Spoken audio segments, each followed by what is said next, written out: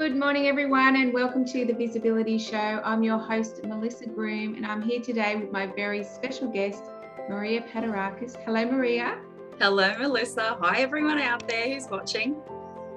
Today, I want to introduce you to this wonderful woman who I have had the privilege of knowing for probably about 6 or so years.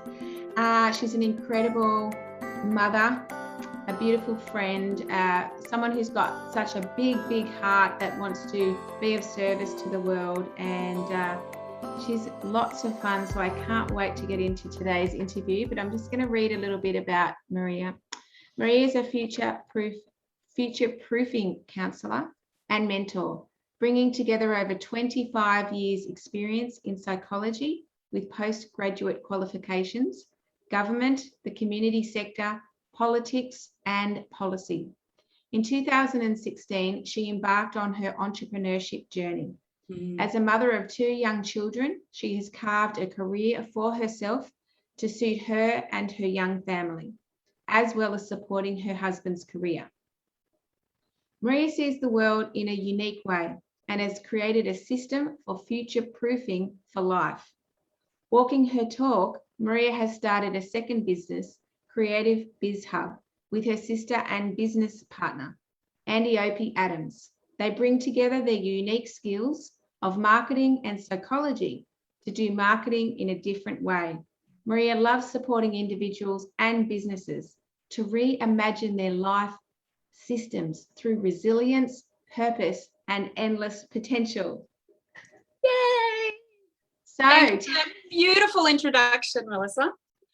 Maria, tell me about these medications, because the very first time you told me about your going away without the family and the kids, I was so envious.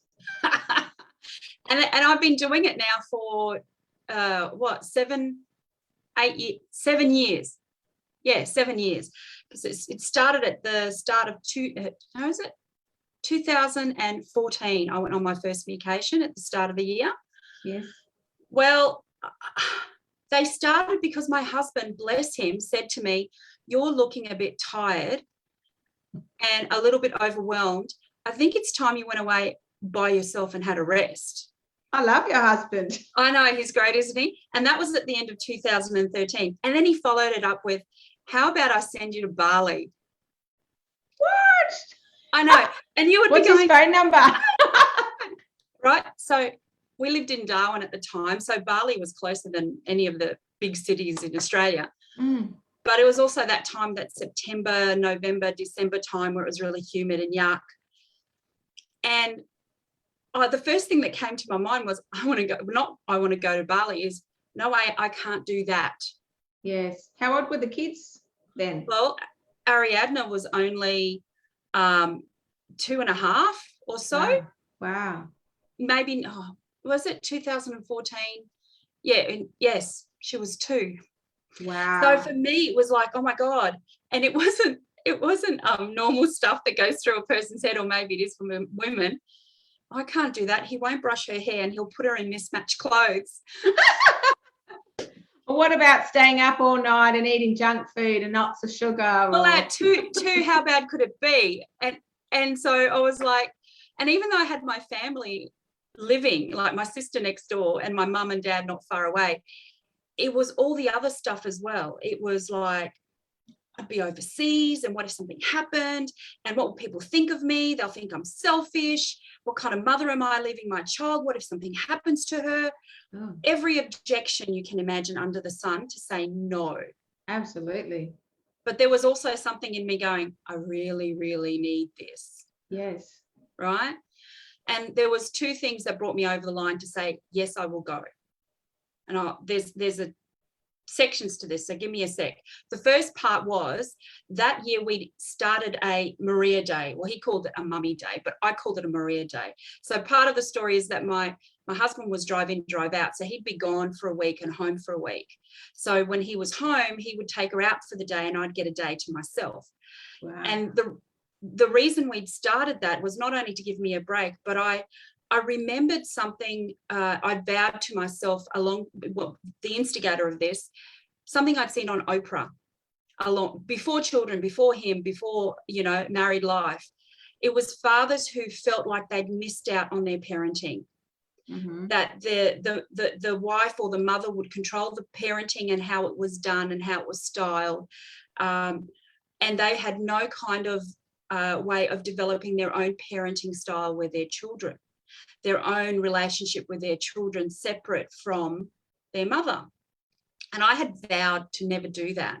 So it was a really fantastic thing that we'd started this one day. Later found out he spent half the day at my mum's anyway, but that doesn't matter. He doesn't anymore because we're not there. I thought, oh, they'd have more time to do that. That would be good. And then the other thing that I realized was something that I used to do with my clients, and that was, and I still do with my clients, I'll use my hand to describe it. I'd do a circle in the middle and I'd write you, and then I'd have all the roles that we do around it. And I'd talk to them about this part needing to be really, really stable for those roles to function well. And I knew that this part was not going well for me. I could feel myself just not feeling myself. And I also remembered something a dear friend of mine said to me once. She said, the thing I miss most about my life before children is having my brain to myself. Yeah. Thanks, Trina. I think you can all relate to that. When's the last time you had your brain to yourself? Even when they grow up, right, Mel? Yes, yes. I think too, being around the age of 2, being your firstborn, you've got the first 12 months, I would say, flies by. You can't remember a thing, right? No. And by the second year, you're starting to think, well, where am I in all of this? That's right. And I'd also started a business that year. I decided to become a Thermomix consultant, which was very strange for me. I had been in counselling and all those other things that you said. Thermomix consultant was fulfilling a food dream of mine to cook, but it was all learning all the back end stuff for the first time was really huge for me. Yeah. So it was an exhausting year, well, a couple of years really. And I also got married in those 2 years as well. So oh, wow. I had the wedding and all that comes with that. So tell me, Maria, when you went to Bali. I didn't go to Bali. You didn't go? What happened? No. I said no to Bali, but I said yes to going away. Okay. So where did you go? I decided to go close by. And this is a key part of the medication, peace of mind. Now, if you can go to Bali and have peace of mind, go to Bali. Yes. But for me, I couldn't do that. There was a resort about 40 minutes outside of Darwin, had no phone coverage. I booked 2 nights and I was gone for 2 nights and 3 days, which was more than enough for my first trip away. When you got there, so how long did you go for? 2 nights and 3 days, yeah. Okay. And did you miss your daughter and your husband? I did, but at the same time, I relished the time on my own so much that when my sister arrived with my 2 friends to surprise me for lunch, oh, and by the way, I decided to juice that trip away. I just took a whole bunch of fruit and vegetables, set up my Thermomix in the room, and just juiced the whole weekend. They rocked up and they said, "Let's go to lunch." I go, "I'm juicing." I'm like, "What are you doing to me?" And all I thought, and the other thing that I thought, even though it was very sweet of them, was, "What are you doing here? I don't want anyone," right? Because the whole point of a medication, and this is really important, is to go back to you and spend time with you after sharing your brain with so many people, your energy. Do you think they were worried about you? Do you think they were thinking you were having a breakdown because you'd left Ariadne at home? No, they weren't worried about me at all. Okay. And, it took me the full first day and half of the next day to actually emotionally be there just for myself. Yes. Was there at any point any guilt once you were away about at the start, and then it stopped? Okay. Yeah. And the more you do it, the easier it becomes. Now I don't take a day and a half to separate myself emotionally. I take jumping in the car and driving down the street. Yes. So what I learned from that medication was, don't go too far. You don't have to go too far. In fact, a lot of my medications have been very low cost. Yeah. Because I'll just book in at an Airbnb that has what I design my idea of what I want, and then I find the right place to cater for that. Yes. I just stayed at an Airbnb that's about 1 to 3 hours from my home. I don't want to go very far. Yes. If anything happens, I'm close enough to get back. Nothing ever does. But again, it's that peace of mind. Yes. And how nice to contribute back to your community as well in the process. Yes. And it's only a couple of days and a couple of days, Yeah. but can make the world a difference to you. That's right. And I've gone up to 5 days. And I've even had staycations. So I highly recommend them too, where they go away and I stay home. But we do all the cleaning beforehand. Right? Everything is nice when they leave. And if you can't do that, at least create a space that is your sanctuary for the time that everyone is away, so that you go in there and you feel nice. And if they're away on a holiday, wouldn't you want to be with them? Sometimes, but sometimes not. It depends where they're going. I mean, they're going to do fun kids stuff. I'm not fussed if I'm not there for every single one of those. And again, it's about them having their experiences with their dad that are separate to me. Yes. And them having those memories. They don't have to have all their memories with me there. Yeah, that's a really good point. I think because I was brought up by a single mum who was working, I wanted to have every experience with my children. And so I've been a stay-at-home mum, right up until they finished school. But for me, it was, you've got to look at, there may be parents who are on their own, right? We're not just talking about parents having a medication, but just say we are parents who are on their own. It's not always that easy. Money, financials might not always be the choice, or that sort of stuff. I remember being separated myself, the children would often leave and go to their fathers. And I was talking to my best friend on the phone one day saying I felt sad and I missed the children. And she goes, "Are you kidding me? What I would give for someone to take my kids away for the weekend." Get out there and go and enjoy yourself, because I wasn't used to being in my own company. Yeah. And so, that's so important. That is so important. And I used to be the same. Yeah. And I think it varies in the stages of your life, right? So if you've had children quite young, it might feel very foreign for you to have that time out and that space and your own company. Whereas if you've maybe had children a bit later, like I did, I mean, I was in my late 30s and early 40s.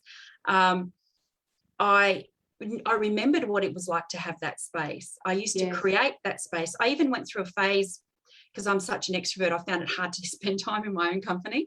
So I started dating myself on a recommendation of a friend. Start dating yourself, Maria. So I would just go to the movies on my own, or I'd go out to lunch on my own. And no one stares at you. No one cares. You just think they are.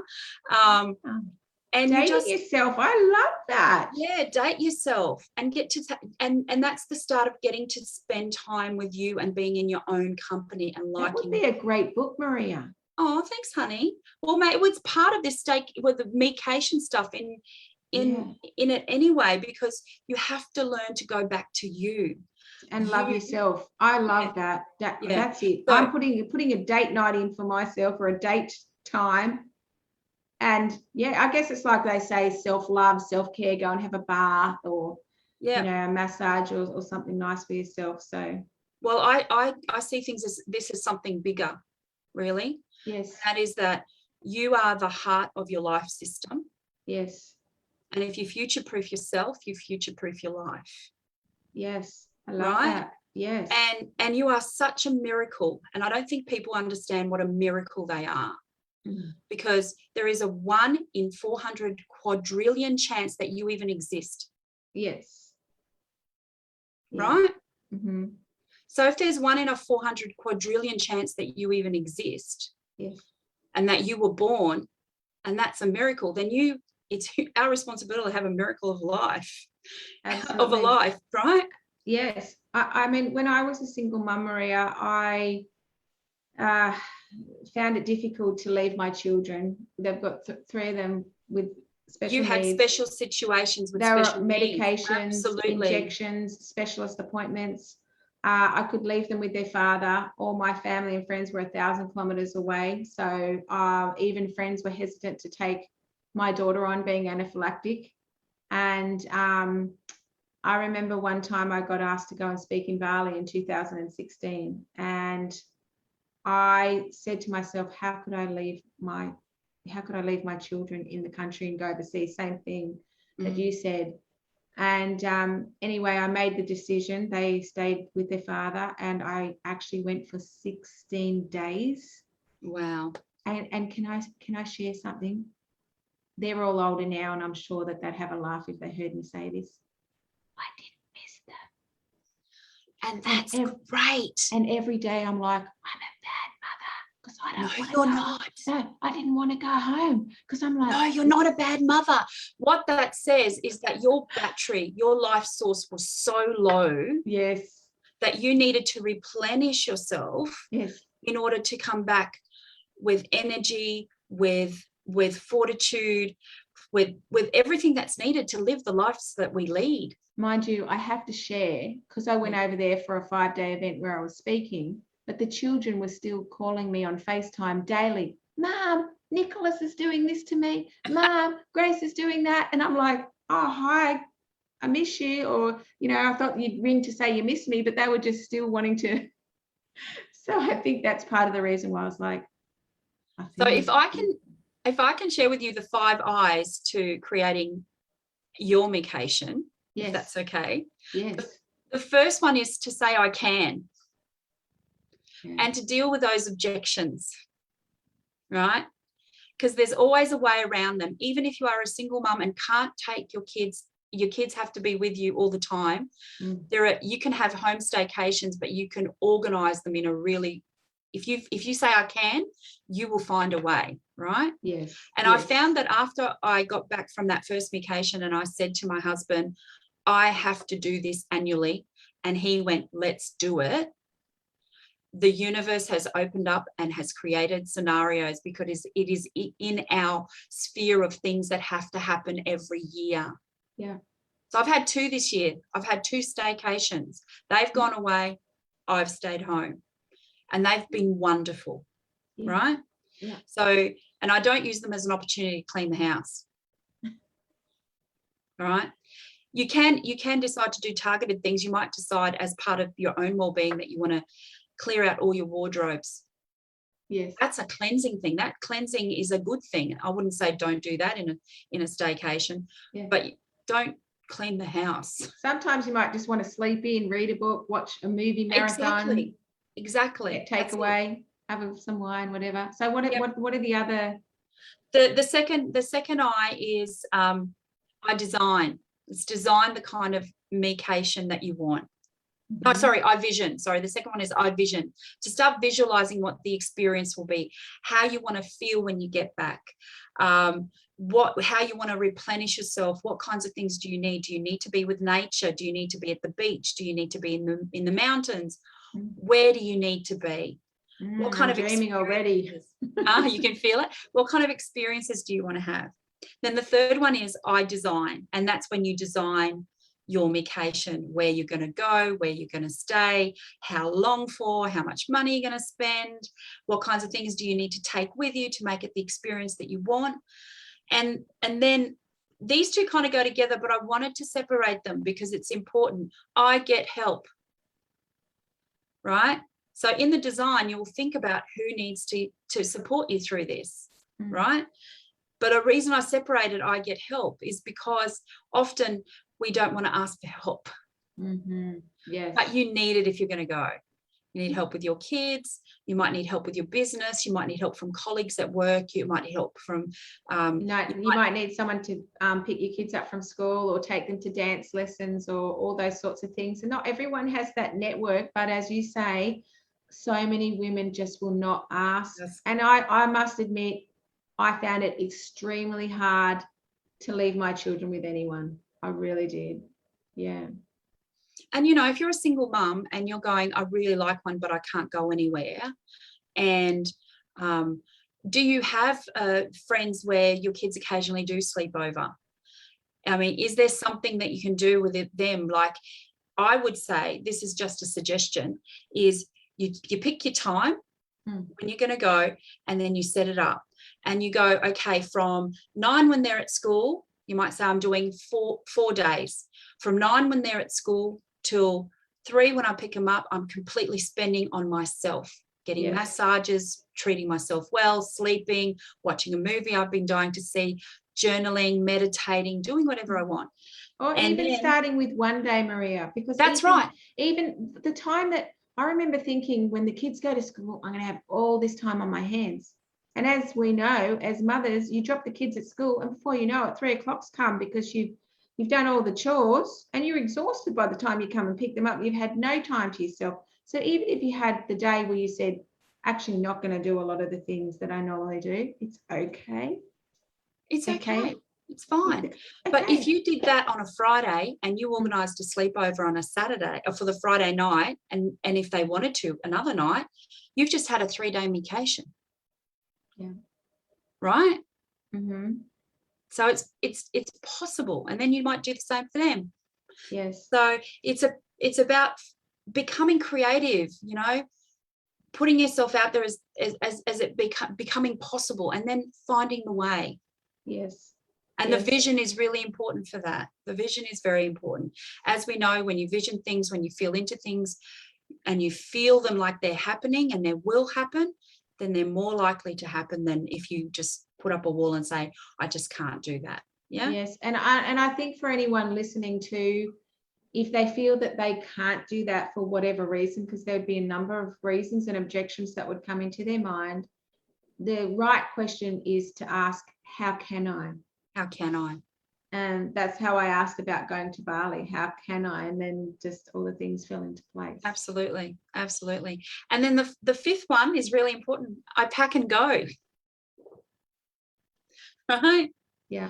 I pack and go, or I pack them up and they go. One or the other. But you know, it's such a liberating thing. And I've had about 8 or 9 of them now. I've lost count. So you said you've had 2 in the last 12 months, even during the pandemic. How has that been possible for you? Well, when things have been open, they've just gone away for 3 days. They've gone either to one of our so you're local, in regional New South Wales at the moment. regional New South Wales, so it makes it possible, has made it possible to do that.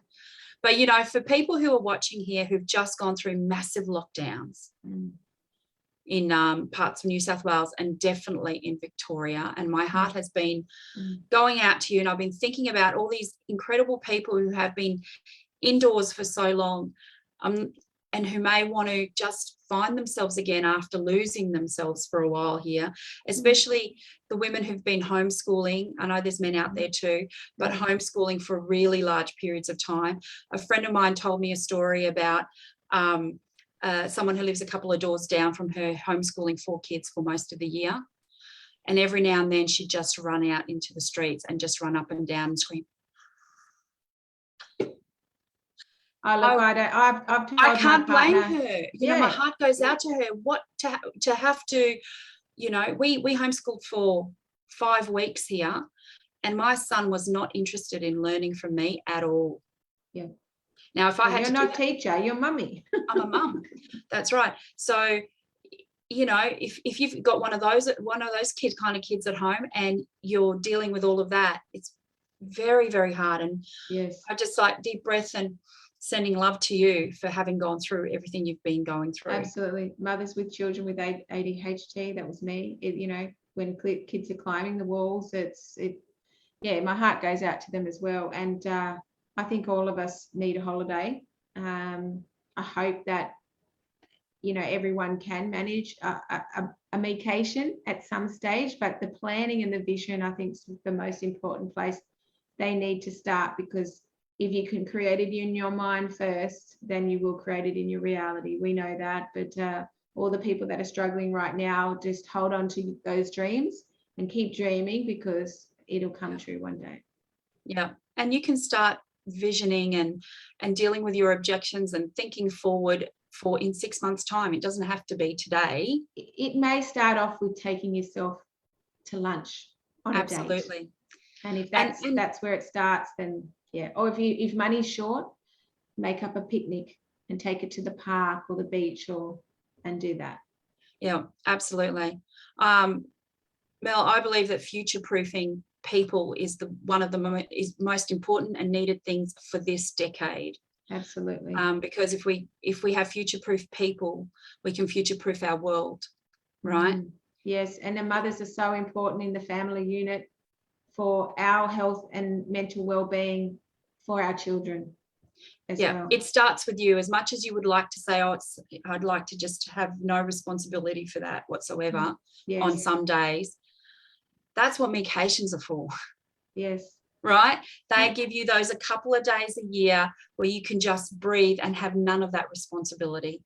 But on every other day, we've got to be turned on. Right? So that's why I created a support group called Superpower Your Self-Care. And if it's okay with you, we'll add the link, because if you join that group, you will get little tips and support every single day of things that you can add to your self-care.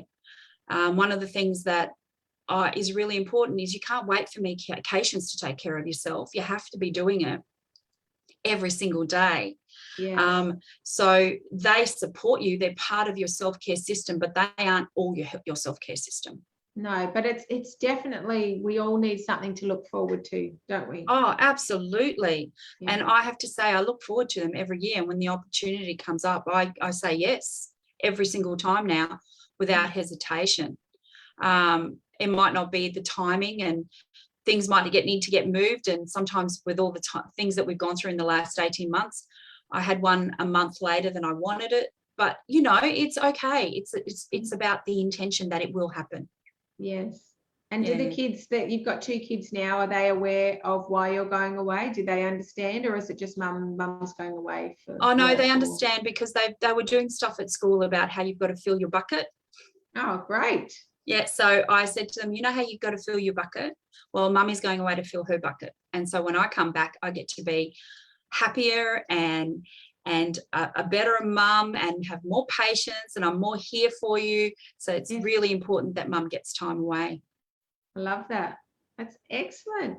And tell me a little bit more about your services, Maria, because obviously you are a qualified counsellor and you have programs. So just tell me a little bit about the programs that you offer. Yeah, well, I've got a 4-week medication, Superpower Your Self-Care with a medication program. And it's a small, intimate 5-person group. I believe in small, intimate groups because I want people to feel like they're getting almost that one-on-one experience. You know, that and sharing together helps you grow as well, and give each other ideas and support. So it creates a little community. So I've got that. Tell me what happens in the program. Okay, so we've talked about the 5 I's and we go through them. So the first thing we do is we get rid of those objections in the first week. So we deal with the I can. And so it's about planning your medication during the program to make it happen and put the plans in place. Put the plans in place, and the 4th week you go away and then you start to put everything in place, and the 4th week we come back and we fine tune and we get rid of any other objections that might have come up and help you be ready for that medication whenever you book to take it. So that's exciting, and I've got that program coming up at the end of November. And then next year, I'll be starting my future proofing circles. So this is a bit of a bigger commitment. It's groups of 12, again in groups, and it's a 12-week commitment. It's really taking you through that future proofing for life program, and setting you up, really building your resilience and your emotional endurance, getting a real strong connection to what your purpose is, and then creating a life system that goes along with that. And so who would this program be for? Who would these programs be for? I would say anyone who feels like they've been knocked around by life at the moment and really wants to reevaluate how they're doing everything. People are looking at, what else is there? I've been doing this for so long, and do I need to go back to that, or I possibly can't go back to that because this doesn't exist anymore? And how can I future-proof myself so that if it happens again, I'm set up for that? Well, if we quickly say future proofing and what future proofing is, it's usually they talk about bridges and computer systems and all these other things. But what a future proof system has in it, it's got resilience, it's got adaptability, which is part of resilience, and those systems are regularly upgraded Mm. checked. Yes. And they're not just left like we do it once and then, oh, it'll be okay. Yes. Right. So Yes. it's really important that when you think about your life system, you really need to check in on your life all the time. Yes. You want to create a system that no matter what's going on outside, you are so strong inside within yourself that you can kind of like go shoulder your way through it. And you have to go through it. You can't go around anything. If you Yes. think you can go around stuff, it'll come back and find you. Yes. It always does. Maria, is resilience something that's taught and adaptability, or do you have to go through the hard knocks in life to become that person with resilience and adaptability? I think that, no, no, it's not taught. It can be taught. Good news. It's not something that you're born with. It's something that you gain through life. That's right. Right. That's right. Yes. But I also believe that you don't, they say the traditional description of resilience is being able to bounce back. Yes. I actually am not so focused on the bouncing back. I'm focused on creating such a big safety net for yourself with mindset, with tools and skills, and with a plan on how you're going and with your purpose. Your purpose is really important here. Yes. You will find the people who have done best during this pandemic time are people who already had a strong sense of purpose. Mm. Because I'll tell you a great, I'm saying over and over again, but I'll say it again. Lucius Seneca says, if a man knows not to which port he sails, no wind is favourable. Mm. So if you don't know what your purpose is and your direction in life, you might get knocked off a little bit by the wind, but you always know to go back, right? That's right. That's right. Whereas if you have no sense of meaning or purpose in your life, you don't know what that really is for you. Mm. And it doesn't have to be, you know, an Oprah purpose. Mm. There are other types of purposes that are far day-to-day purposes that have as much meaning. Mm. But if you don't have that, where do you go during this time? Yes. If you've invested all your time in a role, in a job that doesn't exist anymore, or that you lost, and you're going, is that really for me? That's right. If you're in a job that has had so many changes made to it, you don't know if you align with it anymore, and you're going, who am I now? Yes, absolutely. Right? That's who future proofing for life is for, really. Yeah, I get it. And thank you for clarifying that. And so many people have lost their purpose because as you said, their industries have collapsed. They're making different choices now and deciding, well, I don't want to have that high pressure job anymore. I used to travel an hour and a half each day, every morning and every night, so 3 hours on public transport on 2 different buses in the cold and the wind and the rain, and I was like, I wouldn't do that now because I can just work online with anyone around the world. So that is wonderful what you're doing, Maria. I love and adore you. I love the work that you do. You're making a significant impact in the world, and you're helping people really create that mental toolbox, you know, that is there, but sometimes we forget it's there, or it's like a muscle too. We have to use it. We have to remember how to use it. We have to remember where it is in the shed to go and get that tool. Yeah, absolutely. Absolutely. Put a bit of WD-40 on it. Yeah. But once you have that toolbox, and the other thing as well is that resilient people are always constantly looking at growing and improving. And there's no perfectionism, because every level you get to, you want to go, okay, well, where can I go now? Yes. And it's not a perfectionist thing. You become so focused on just being the best that you can be. That's right. That changes over time, and you can't even remember yourself almost like you were when there was a lack of awareness and there was a lack of sense of responsibility for your outcomes. In reality, autopilot is done. We can't live in autopilot anymore. So yeah, but I wanted to add, I also provide, of course, one-on-one support too, if anyone wanted to contact me about that, one-on-one counselling and mentoring. Yes, fantastic, because as far as I know, there's years, you know, everyone I know is fully booked. So if you're looking to get some help, make sure we'll put all the contact links down below for Maria. She's a wonderful, wonderful woman, a wonderful mother, as I said before.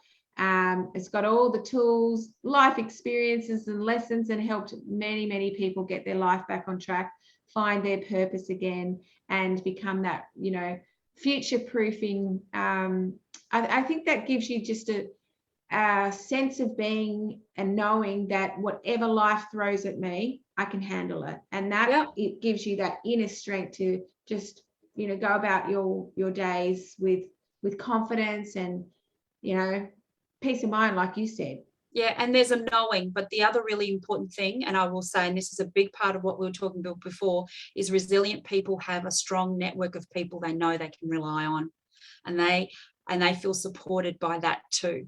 Yes, so that I love that. Getting help, and you've got to ask, really just encourage you to just go and talk to another, you know, parent, mother, friend, open up about how you're feeling or what you're looking for. That's a massive thing, because, you know, to share with anyone that you're not doing so well, and it might not be that you're not doing so well, it might just be that you need some help. Absolutely. So, you know, we just want to encourage you, start little and start asking for help, and let's all support each other. Or maybe you could be the one that says, hey Maria, how are you going today in the schoolyard? How you doing? Yeah. Yeah. And a self-care team. How can I help you? Absolutely. And your self-care team, it needs to be a combination of friends and professionals. Yes. It can't be just friends, because sometimes friends haven't got the skills to help you with what you need help with. Absolutely. Right. Absolutely. So, and you might even have your massage therapist in there, and your hairdresser in there, and your, you know, like personal chef. Just create that self-care team. I love that. Awesome. Thank you so much, Maria, for joining us today on the Visibility Show. And we'll put all Maria's contact details down below. Have an amazing day, and remember to shine bright, because the world needs you. Goodbye, everyone. Goodbye.